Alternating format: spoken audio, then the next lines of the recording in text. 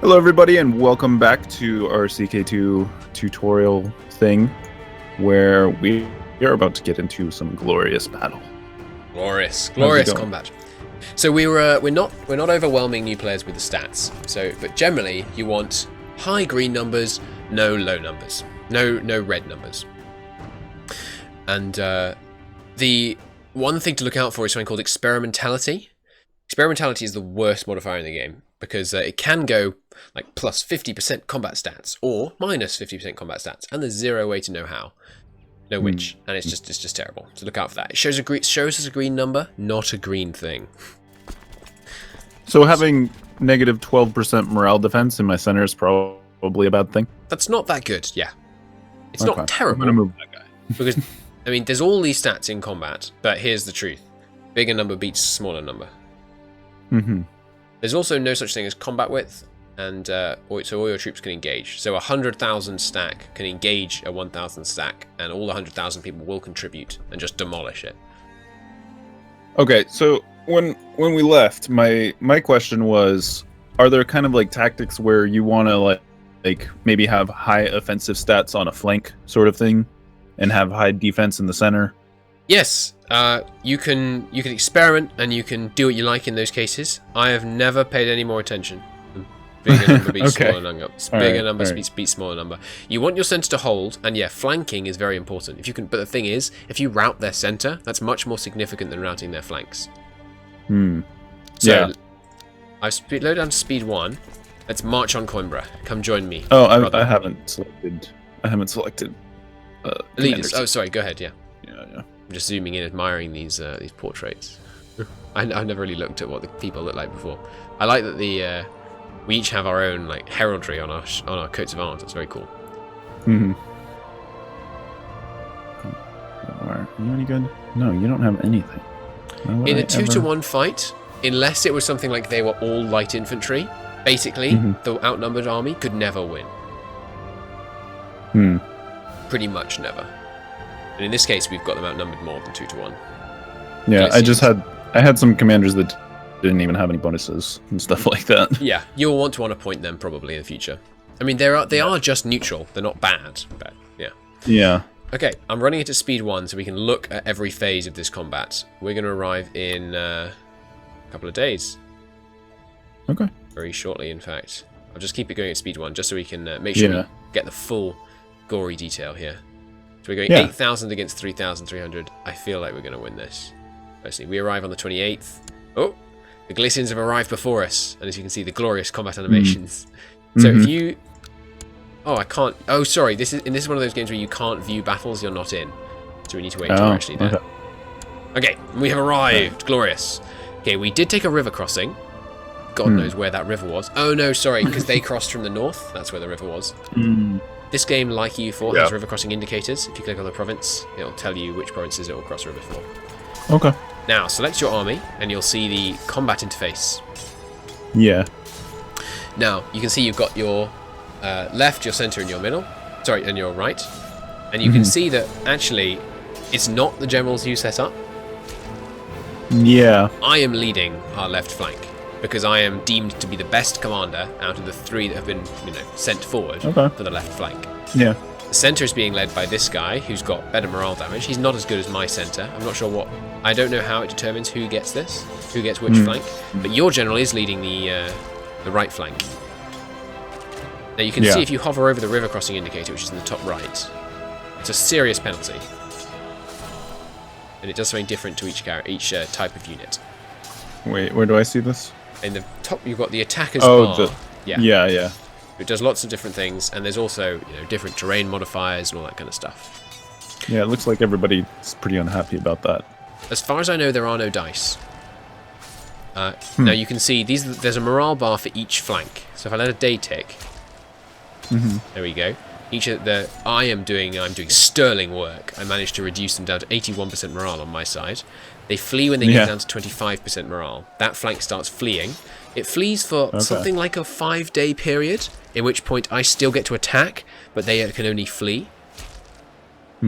If you look at the infantry types, basically only cavalry and archers have high damage in the pursuit phase. There's the skirmish phase, the melee phase, and then the pursuit phase and the fleeing phase, right? So you can see we all have bows on our icons, right? Yeah. That means we're in skirmish phase. In skirmish phase, heavy calves useless. Sorry, heavy infantry is useless. Archers are really good. Things like that. Yeah. So as we let time go, we can see that... oh yeah, and there's the other one. You can see how many deaths there have been on each flank. And then the number is how much damage has been inflicted on that flank. So you can see I have dealt 105 damage to your commander's measly 23 over on the right flank. And you can see that my flank is just being decimated. And very soon we should enter melee, at which point my flank will break almost immediately. My opponent's flank, anyway. Oh, my wife you can see that my flank just broke. Can you see that? Yes, I see. Good. Yes. So now I am engaging the central flank. And if you hover over the my bow, you should see at the bottom there's a flanking plus 30%.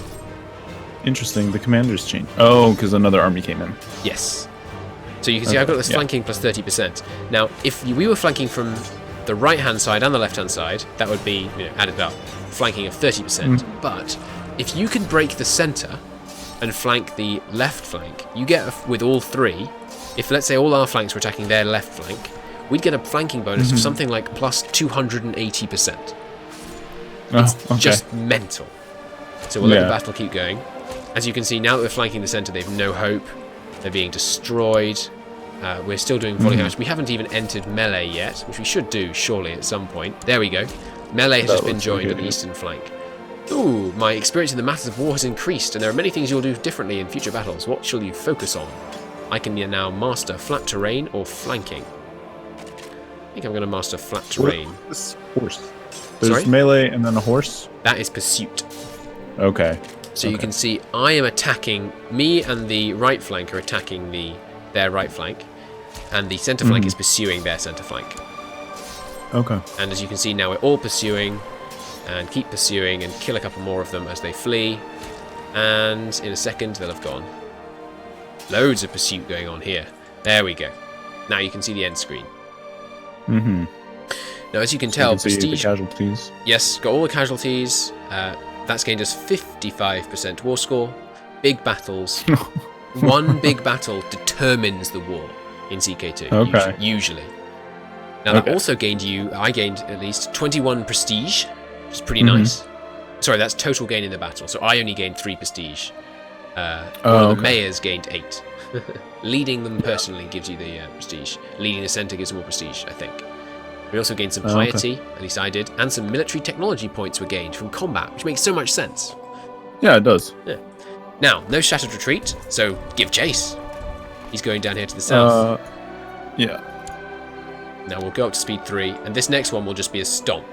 We're going to do what's called ping-ponging, where you bounce him from province to province to province. So we can crush him down like this, and then we just chase him again. And we can destroy him again. Glorious. Ooh, my matters of war have increased. I'm going to focus on the center. Yeah. So if you go to my character now. Yeah, 1 second. I gotta pop up about this evil lady. Oh yeah, what's she done? Vicious rumors have circulated about me lately with a lot of effort. I've finally managed to trace them back to Princess Urraca of Castile. You traced them back to her? Ooh, does that mean you can, if you can publicly denounce her, I think you can throw her in jail. It just says the foul trollop, and then my opinion of her changes to -50 for 60 months. Slandered? Did it say charge slandered? Changes by 50 for 60 months, and then slandered is just in parentheses. Okay, press that. And now, now go to her character. And see if you can imprison her. So right-click on her. And then imprison. Now, if you click imprison, does it still say, this is a tyrannical action and will cause -40 with all your vassals? That's why it's a bad idea to imprison everyone, by the way. It's an active tyranny, yeah. Yeah, it's a shame. Now, I've just noticed something. Did you get in a war and didn't tell me? I don't think so. You did. How did I do that? The Nuna did. Did somebody declare on me? The Nuna did is sieging you down with 6,000 troops. Oh. So we better respond to that. I'm gonna join your war. Yeah. I don't think I got a pop-up about a war, but maybe there were a lot of pop-ups. Or maybe... No, is that war with attacking you in their holy war for Castile. Okay, so we better go up here. Actually, it doesn't look like I can offer to join your war. Oh, but we could form an alliance. Here, let's form an alliance. Okay. In this game, you can only form alliances when... maybe now you can try and call me to arms. In this game, you can only form alliance... Good. In this game, you can only call... Declining would cost us 255 prestige and make us an alliance breaker in the eyes of the world. I accept. I recommend we win this... Well, no, let's go defend your land. Let's rally in Zamora. Okay. Or in fact, if you like, here, I've attached my army to yours. You're now in charge. So you can lead me around. That's a bad idea. He's in hills just there, so maybe you should go and attack him in his capital. Okay. Tolatoya. Yeah, you don't really want to attack into the hills. I think we've probably done enough in that war. We'll get prestige based on our contribution, by the way. If you go onto the war screen, you can see that he thinks he's done 65% of the work and we've done 12 and 14 respectively. Okay.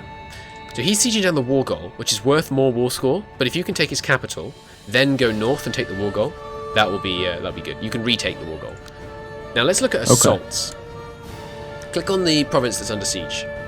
1 second, I have a pop-up. Okay, cool. What does it say? The King of Galicia has asked me to spend some quality time with family. Okay. So it's either I hang out with him or not. Might as well say yes. Because he's taken the family focus, so he wants to like make our family be friends. Okay. So I'm on the siege interface. Yes. Great. So you can see we've got 7,960 attackers. And they've got 1,000 defenders. Where's the total number? Oh, okay, I see the green bars. Yes, I'm leading the siege, it looks like, which is fun. But I should change that because I want... Oh, why can't I change it? If they made it so you can't change commanders in enemy territory in CK2, I think they have. I think so. No, I can change to... Maybe it's because I'm attached.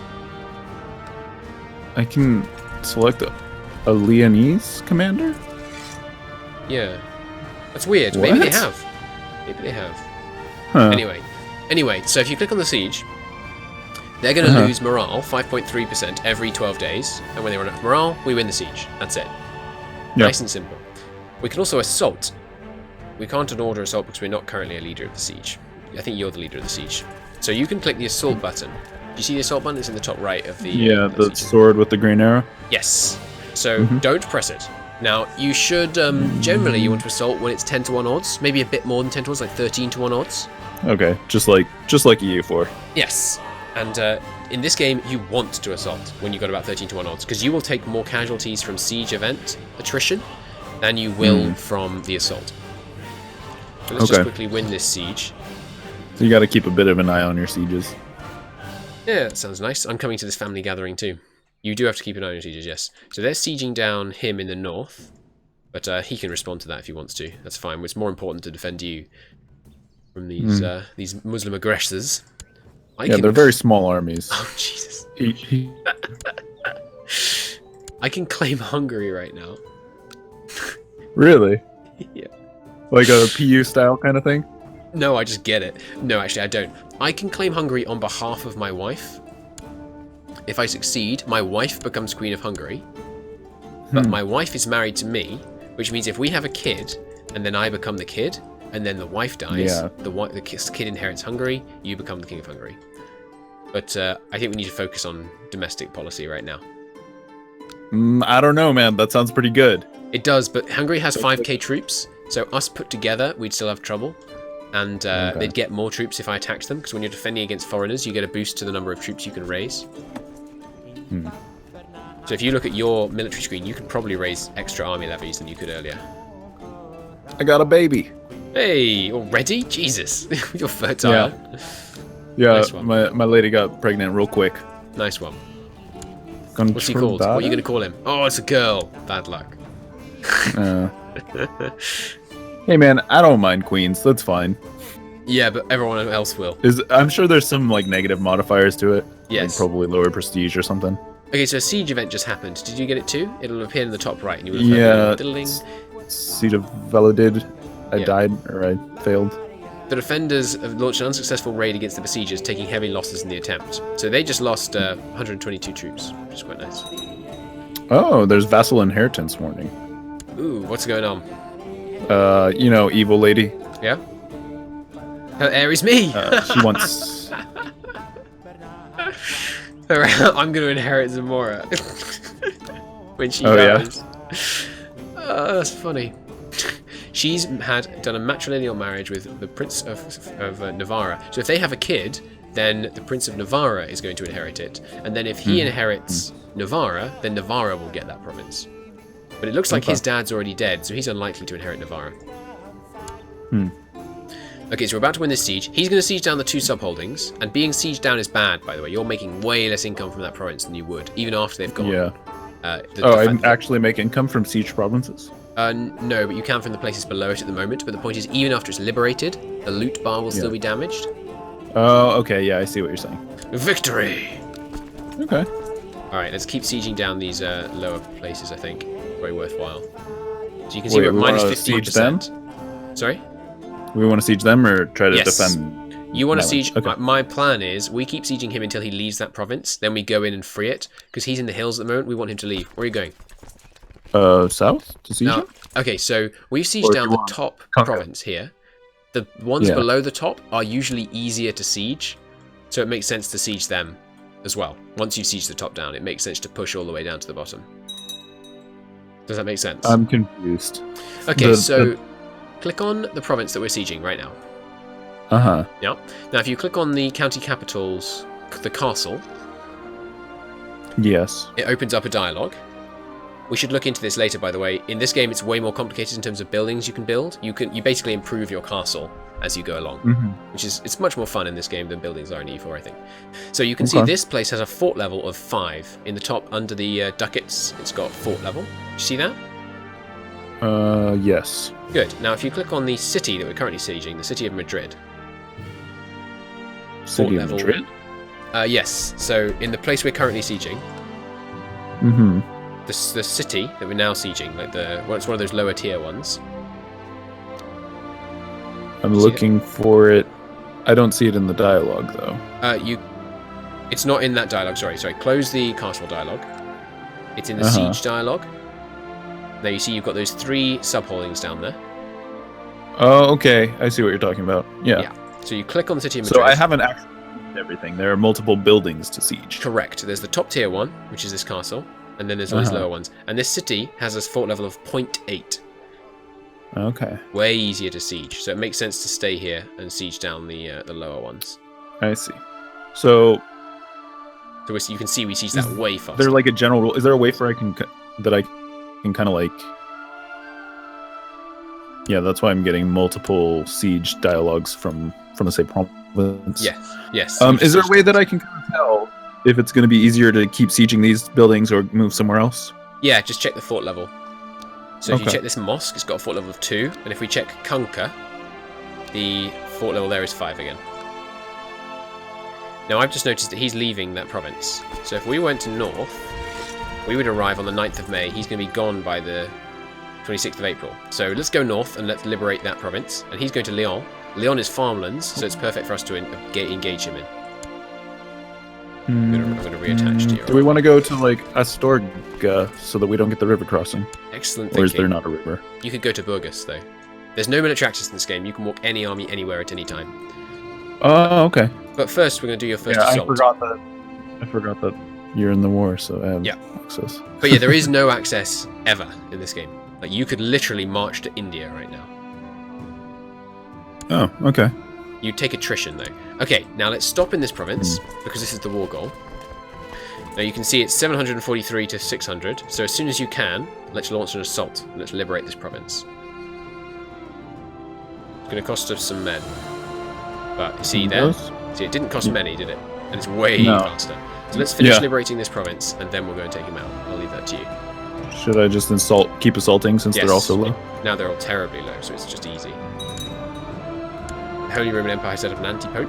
Alright, so now let's go north, and let's take these guys on. Hopefully we'll win. Okay. We've got quite a few. If you want, you can sit in my province for a moment. I've got another 900 guys waiting to reinforce. So let's see if you hover over my army. If you hover over my army, it should say somewhere. There you go. See, the numbers just went up. So if yours, it says 3,600 out of 4,300, and mine, it's 3,700 out of 5,000. It's going to increase up on a monthly tick. I think it's monthly anyway. But at the moment, we outnumber him. So next time, we will we'll go in and we'll smash him. We'll relieve the siege of Leon, and the Reconquista shall begin in earnest. But until then, thank you very much for watching, and we'll say goodbye. Later.